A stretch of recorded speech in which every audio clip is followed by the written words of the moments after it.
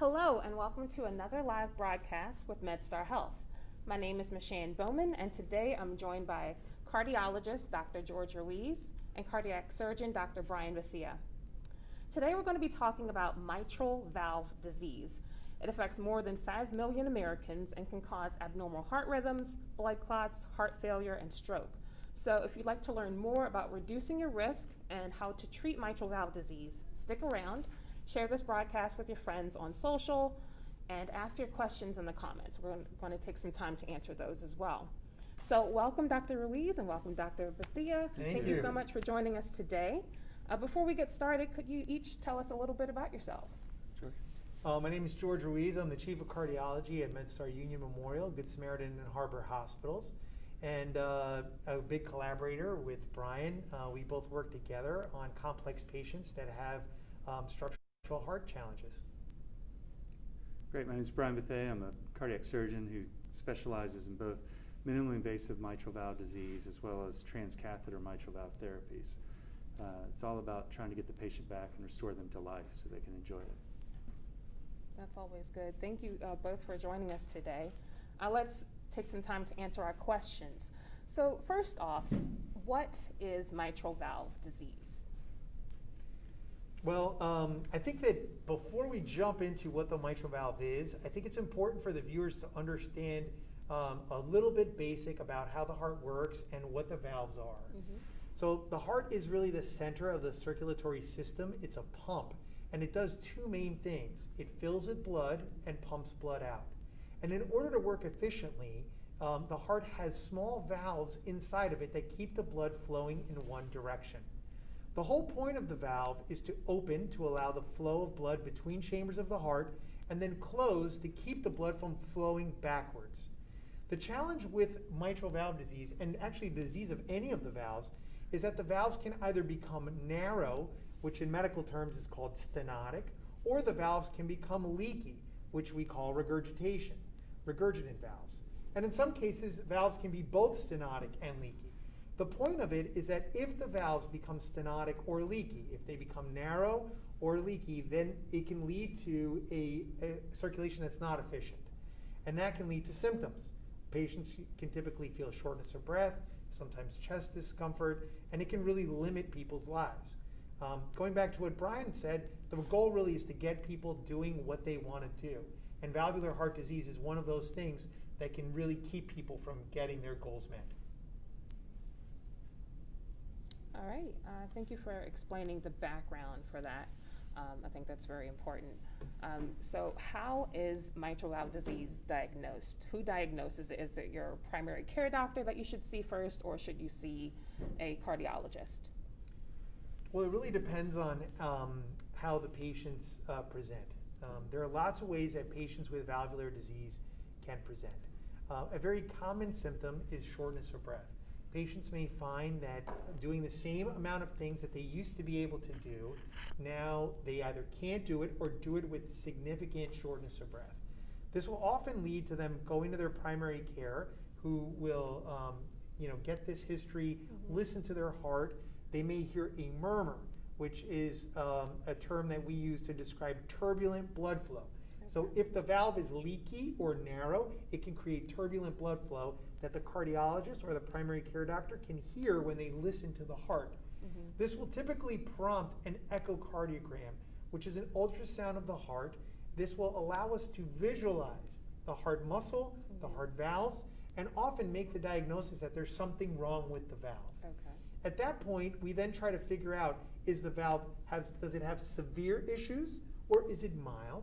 Does it explain the patient's symptoms or not? And in some cases where the valve is significantly distorted or has major challenges, that's when we refer them to cardiac surgery or to a experienced structural heart team, folks like Brian. Okay. Yeah, moreover, I'd add to that one of the symptoms that I hear most commonly with patients with valvular disease, specifically the mitral valve, is they tell me, well, I thought I was just getting older. And why do they say that? They say that because they just don't have enough energy to do the things that they normally do. They start taking more naps. The loved ones get frustrated because they want to go to the mall, but they simply say that they're too tired. Going back to what Dr. Ruiz talked about, when the blood starts flowing backwards instead of forwards all the time, it becomes very inefficient. Moreover, where does it back up? I use the analogy a lot of times, it's like the kitchen sink. And where does that back up? It backs up into the lungs. Okay. And so that also makes it hard for us to get oxygen in and the byproducts of metabolism out. Thank you both for explaining. So how can someone tell if they have mitral valve disease? What are some symptoms? I know you noticed, you said noticing shortness of breath. Anything else that we should take note of? So sometimes patients already know that they have it, so they'll have a history of this. Some folks will grow up with a history of a murmur. In other words, that's turbulent blood flow. And that could be a sign. Typically what we're looking for is the circulation being impacted? So can the patient do the things that they do? I typically ask them, hey, give me an idea, what's the most strenuous thing you do on any given day? And for most people, if it's walking around or climbing stairs, if they're having symptoms, that could be a sign that they may have valvular heart disease. If they could do something before and now they're really limited, that could be a sign. And then if things get very extreme, it can lead to the circulation completely becoming dysfunctional, and that can lead to heart failure, where patients can start really slowing down, develop accumulation of swelling in their legs. So you really want to try to gauge what the symptoms are that they're having and why they're coming in. Okay. Is it possible to be asymptomatic and still have mitral valve disease? Could you explain Absolutely. a little more? Yeah, so actually it's, there's a lot of patients who are asymptomatic and are diagnosed in their physician's office with a murmur. And then we still get the same echocardiogram or ultrasound of the heart that Dr. Ruiz referred to, and the amount of regurgitation that's going backwards is so severe that we then weigh the risk and benefit of an intervention or not at that point. And if the success rate is over 90% and the risk is low, then we actually will offer that to the patient. So that's sort of the next step in the care of the patient that I'm alluding to, is really weighing the risk and the benefit of what we call optimal medical management by Dr. Ruiz, and if that doesn't quite work, then we start moving into more of the intervention phase. It's also important to point out on this one that the symptoms of valvular heart disease can, as Brian pointed out, can be very insidious. They could be very little changes every day. So patients may not have a clear point of reference. Their significant other, as Brian pointed out, is often the first person to know that they have significant valvular heart disease.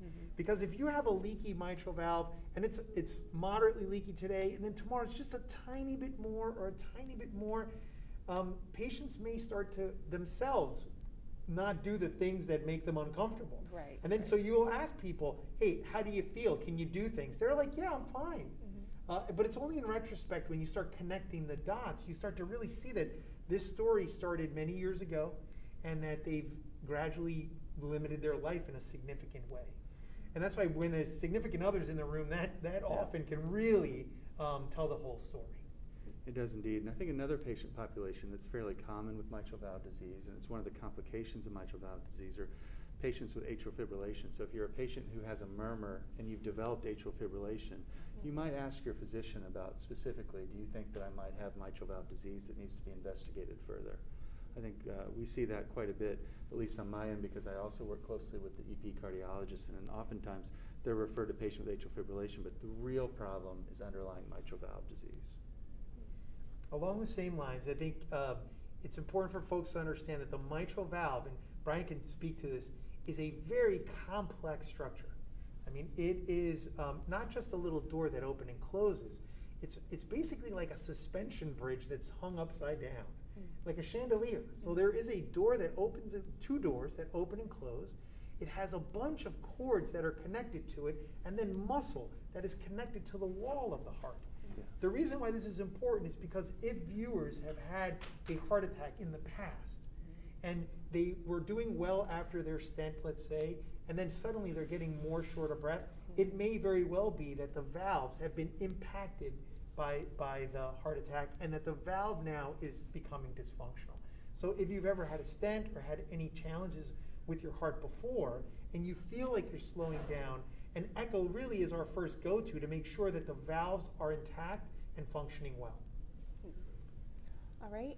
What are the causes of mitral valve disease? I know you mentioned if you have a previous heart attack or pre-existing conditions, what other things could cause mitral valve disease? Well, I think we've covered most of those thus far.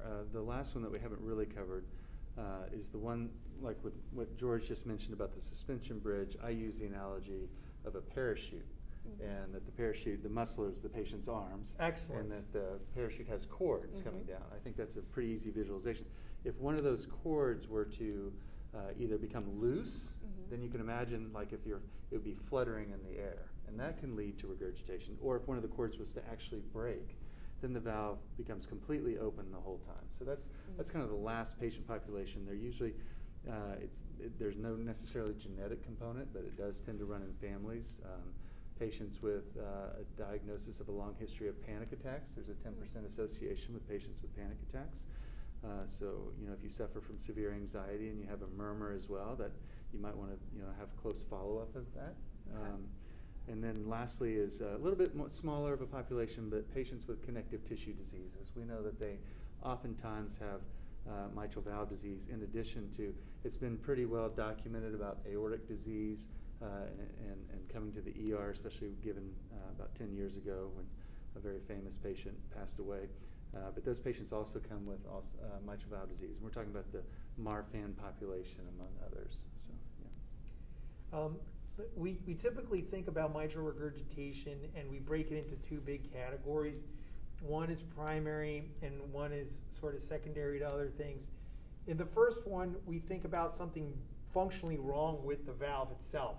So it's like the door itself is broken. So imagine this is a little door between two chambers of the heart. If there's something physically wrong with that door, if the door is too big or too floppy, if the door was injured, if the door had an infection on it and now has a perforation, there's something physically wrong with the door. There can also be, as Brian pointed out, things that are physically wrong with the cords that connect the door to the muscle and or with the muscle itself. And then in some cases, the heart will become more dilated for other reasons.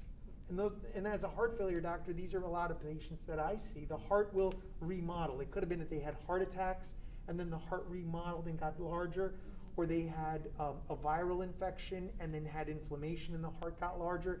And as the heart gets larger, then you can imagine that parachute can get pulled. Imagine the parachute is being pulled, and that makes the door ineffective. And actually, Brian deals with both of those situations where it could be that there's primarily something wrong with the door, or there's something secondarily wrong with it because it's getting pulled in opposite directions. The geometry of the mitral valve it's an absolutely beautiful structure, but it's incredibly complex. And that's why it takes a real team to start to figure out, why is the door broken? Is the door broken? Is it the frame of the door? Is it the parachute and the cords? We really spend a lot of time trying to understand what is the mechanism of the mitral regurgitation, because that helps Brian figure out what exactly he needs to do. And he can maybe go into some of the different approaches that he takes to try to deal with the complexities of it. So if you're just joining us, thank you very much for tuning in. We are live today with cardiologist Dr. George Ruiz and cardiac surgeon Dr. Brian Bethea. We're discussing mitral valve disease, how it's diagnosed, its symptoms, treatment options, and more. So if you'd like to learn more, continue watching, share this broadcast with your friends, give us a like to let us know that you're tuning in, and ask us questions in the comments below.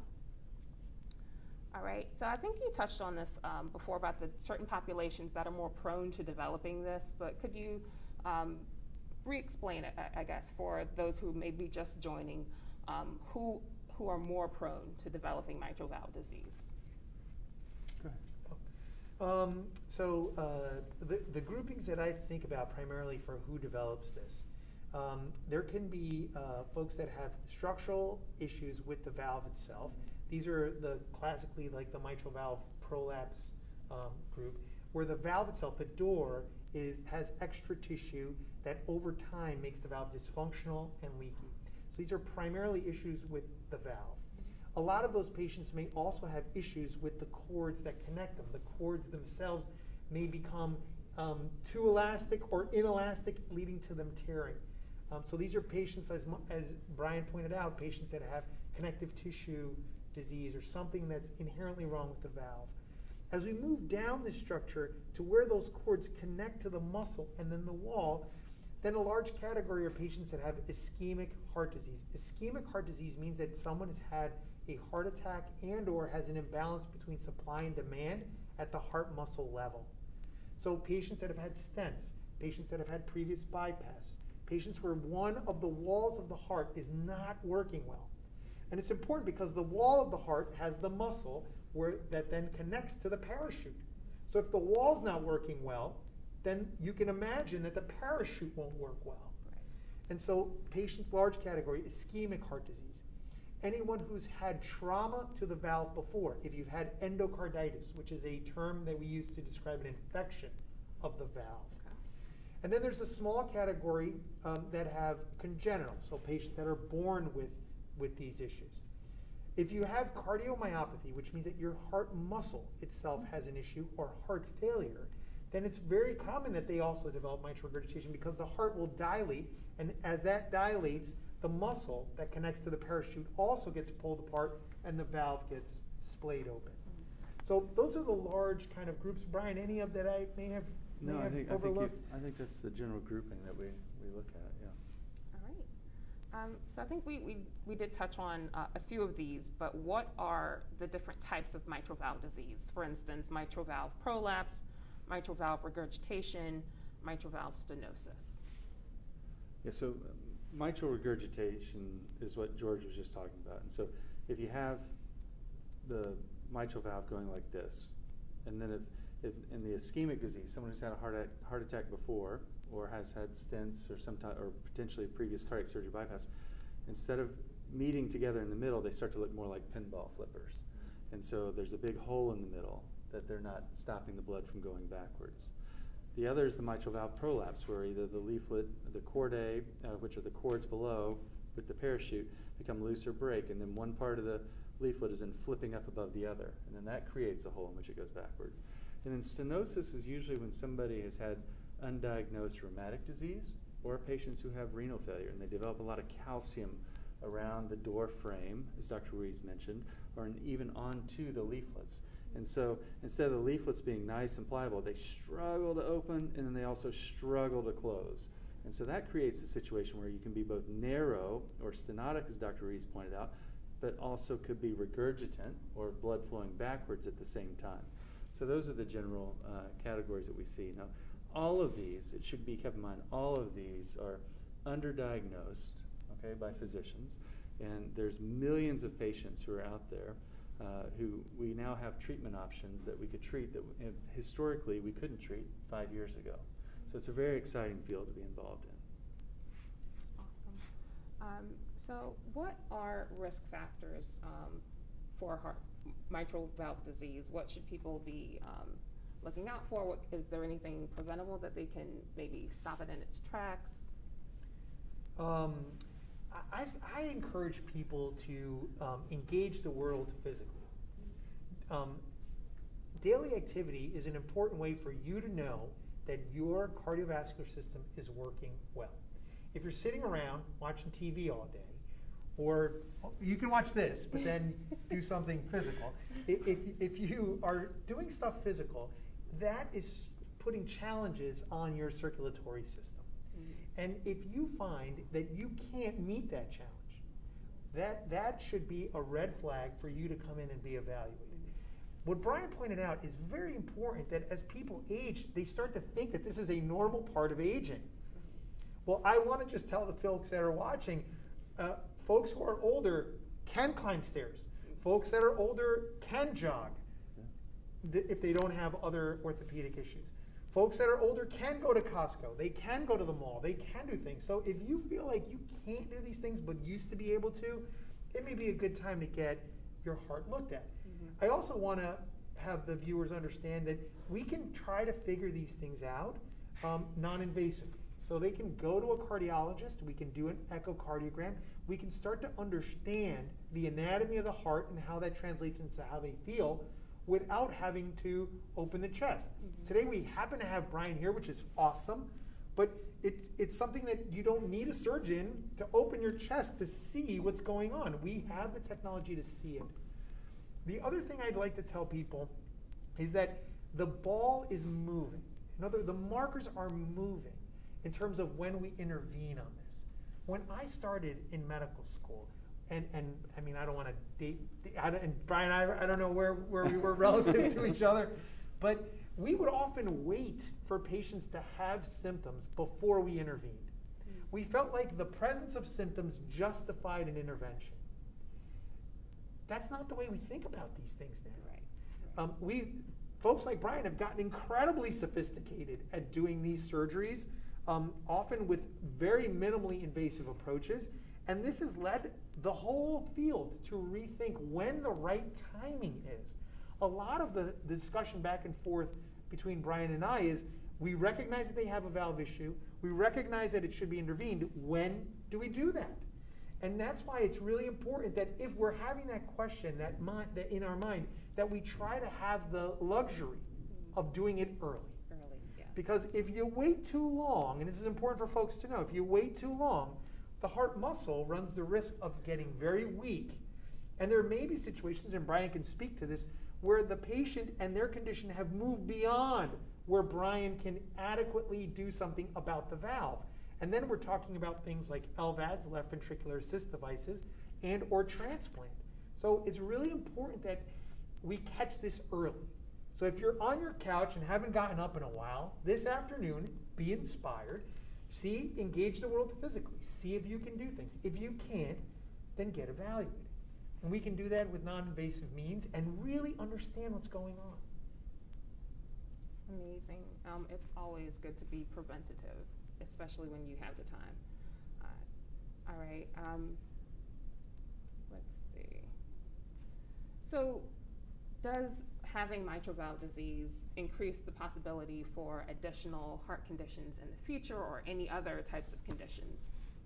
I think that George touched on it. If you leave mitral valve disease neglected, then you eventually will lose heart function. And so the whole reason why George and I would like you to see a specialist and a physician early is to prevent those pathologic changes from taking place in the heart. So that, because if it comes too late, then even if we fix the mitral valve, you'll still have symptoms afterwards because the pump behind it is no longer good. The heart is just simply a pump. And if you stress the pump too much, then it's not going to work properly, regardless if you fix the valves inside the pump. The other thing that it can lead to increased pressures in the lungs, okay? And then it can also affect the right side of the heart. So the left side of the heart and the right side of the heart do work together, and problems on the left side of the heart, if go neglected, will then eventually affect the right heart muscle and will also affect the other valve on the other side of the heart called the tricuspid valve. And so then that starts to put us in a little bit more of a tricky situation. And would you benefit from my personal services, or do we need to refer you on to Dr. Ruiz, who needs to evaluate you for what we call advanced heart failure therapies? Because the heart muscle, the pump is just worn out, and now it's time for a whole new pump. And I can promise you, having been involved in that world where when you got a bad pump, I can give you a new pump because I'm just a plumber. It's a lot easier if you got a bad valve. It's a lot easier on you and me if I just have to do something for your valve. Great. Absolutely. Now, how is mitral valve treated or managed? I think you touched on this as well. Any minimally invasive procedures that people should be aware of? So I think the thing that when George and I evaluate a patient with mitral valve disease, the first step is, are they on what we call optimal medical management? Okay, so the first things first is getting somebody on the appropriate medications to see, because the whole point here is, yes, there are certain times when we are improving your survival, but more often than not, we're intervening to improve your symptoms. And so if Dr. Ruiz can improve that with medical management, fantastic, fantastic. This is great. The other thing is sometimes the EP cardiologist or the electricians of the heart can improve the electricity and how well that functions in the heart, which then also increases heart function. And then after that, now we're starting to get into kind of more of my world, which is the interventions. Okay, so what can I do I'm kind of the bailout person. What can I do to try to get this heart back on track, if you will? And here at Union, we're the only center close by that actually offers minimally invasive mitral valve repair and replacement. So it's still traditional open heart surgery. We just do it through a couple centimeter incision and sneak through the ribs. So the patient keeps their breastbone intact. We do a long-acting block of the nerves, just like it lasts 3 to 6 months. Same thing, and like an epidural, if you will, when someone has a baby, so that you don't actually feel much pain or discomfort at all. About 95% of patients report no pain. So if you're a candidate for that, that's still the gold standard. But if you have other issues going on, or if you're older, then we have a bunch of even more less invasive, if you will, options for you. And those include transcatheter therapies. Kind of the workhorse of the transcatheter therapies is the MitraClip. The MitraClip is where we go with a catheter through the vein in your groin, and then I go up and I cross from one side of the heart over to the other side of the heart. And it looks kind of like a clothespin. It's a V. And those leaflets that either weren't coming together or one was coming up abnormally, we just clip them together so that they oppose, okay? Those patients all go home the next day. So, and there's even some places, some of my friends are starting to send patients home the same day. So I think that's a little window into the future. So that's mitral valve repair, and then that is supported by mitral valve replacement. If the leaflets are too damaged, or if the leaflets are too far apart, then we start talking about mitral valve replacement. And we have the same thing. We're very excited here at Union because we're the only people in Baltimore right now who can replace your valve through another small incision here and do what's called beating heart mitral valve replacement. And there's a specific valve that we use right now. And then by the end of this fall and into the winter, just like the MitraClip, we're going to have a device where we can go through the vein in the groin, cross up and over from one side to the other side, and give you a whole new heart valve.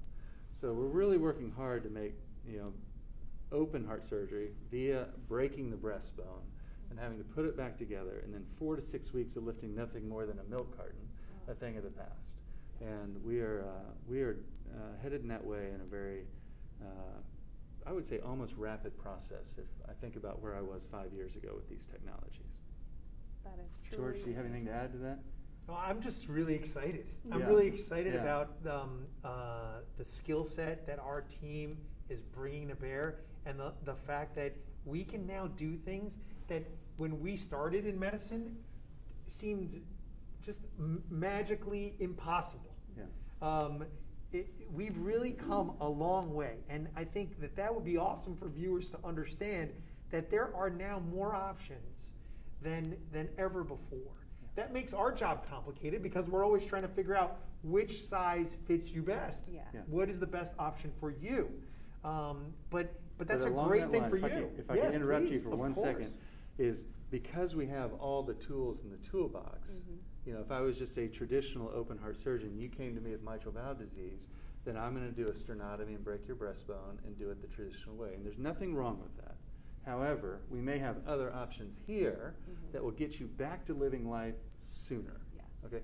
And I That's all often, we wanna do. I think keeping medicine in perspective, I know what I do as an open heart surgery. Someday they're going to look back on me like I was barbaric. If you look back 100 years ago, we were still putting on leeches on patients thinking we were going to make them better. We didn't have antibiotics until the 1950s. So imagine where we're going with heart disease. Yeah. But I think what's most important for the patient to understand is if they have mitral valve disease, what I think truly separates us here at Union Memorial is that we truly function as a team. So they don't just get one care provider. They'll see myself, they'll see George or one of his team members. They'll also see some of our interventional cardiologists and their team members. Then we have specialized echocardiographers whose sole role is to evaluate mitral and tricuspid disease. So this is like, when you come to Union, I often equate it to the patients that this is like coming to a boutique hospital, a boutique hotel. You're going to get a little bit increased level of service, the beds are going to be more comfortable, all those kind of things. There's nothing wrong with the big, huge Marriott. Nothing wrong with it at all, okay? But here, you're going to get a little bit more personalized service and a lot more attention. That is always great to hear. We want to take some time to answer a question that we received on social media. So this is from Mary Awesome. Elizabeth. Thank you for sharing this with us. She says she was diagnosed with mitral valve disease 30 years ago.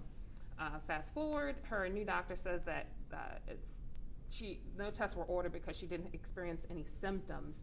But is this something that she should still pursue? Should she still look into maybe getting a second opinion or diving further? I think we'll both say it at the same time. Yes. Yes. Yeah. I mean, Yeah. yes. The way to get an answer through echo, it's actually pretty easy, and I would absolutely encourage anyone who's had long-standing valvular heart disease to absolutely get a new look. I would actually, Absolutely. I would further that and say you should probably have it's almost like having an annual exam. That should be part of their annual exam, to have an echocardiogram, just to make sure the disease is not progressing. Mm-hmm. And then one other thing that, for the viewers out there, that I get asked a lot of is, what if I'm 80, what if I'm 85, what if I'm 90? Mm-hmm. And I can tell you the MitraClip technology has really revolutionized it. So many referring physicians and patients feel like, well, I'm 85 and there's no options for me. And with MitraClip, that's just not the case. The oldest MitraClip patient that I performed it on was 102 years old, and she went home the next day. And 2 weeks later, sent me a picture of her bowling with her bowling group. So there is no true chronologic age limit. Yeah. We call it a physiologic age, and if we really think we're going to give you a benefit, then we will give you a chance. Awesome. Yeah. Absolutely. Is there anything that you would like to add? Anything else? Well, I'm just very proud to be part of this team. I like the way that we work together. And to use some of the analogies before, we now have so many options. I really feel like I'm walking into the Nordstrom shoe section and I'm trying to figure out, is it a brown shoe, is it a black shoe, is it a white shoe, which size? I mean, valvular disease has really gone from one possibility to lots of things. And so now we really spend a lot of time figuring out what fits you best. And that's really how it should be. Mm-hmm. And we're glad that we actually have probably the largest shoe collection in the region. We do. Awesome. So that's a wrap for us today. Thank you so much, Dr. Ruiz and Dr. Bethea, for joining us today. Thank you to all of our viewers for tuning in and sharing your questions with us. For more information about Dr. Ruiz or Dr. Bethea, check out the links below.